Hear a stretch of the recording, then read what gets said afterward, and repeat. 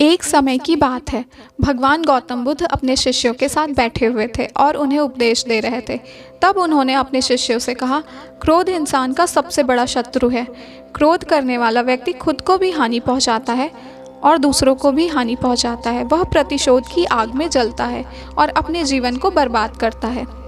उनके उपदेश खत्म हो जाने के बाद उनके शिष्यों में से एक शिष्य खड़ा होता है और बोलता है, तू एक ढोंगी है। तेरी बातें मनुष्यों के रहन सहन से विपरीत हैं। तू जो भी कहता है उसे अपने जीवन में अनुसरण नहीं करता और दूसरों को यह सब करने को कहता है।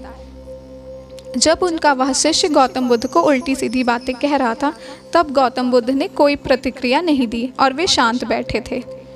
यह सब देख शिष्य को समझ नहीं आया कि वह क्या करे। गुस्से में आकर वह उस जगह को छोड़कर चला गया और अगले दिन अपने घर पहुंचा। जैसे ही वह अपने घर पहुंचा, तब तक उसका दिमाग शांत हो चुका था। दिमाग शांत होते ही उसे इस बात का एहसास हुआ कि उसने कितनी बड़ी गलती की है।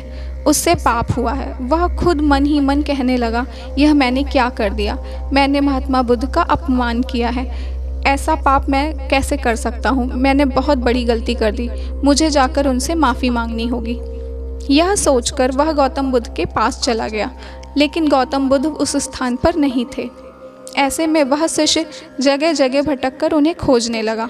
जैसे ही महात्मा बुद्ध मिले तो वह उनके पैरों में गिर गया और उनसे कहने लगा, मुझे माफ़ कर दीजिए, मुझसे गलती हुई है। मैंने आपका बहुत अपमान किया। मैंने बहुत बड़ा पाप किया है। यह सब देखकर गौतम बुद्ध ने उससे कहा, शांत हो जाओ, क्या बात है, मुझे बताओ, तुम कौन हो। गौतम बुद्ध के यह पूछने पर वह शिष्य चौंक गया।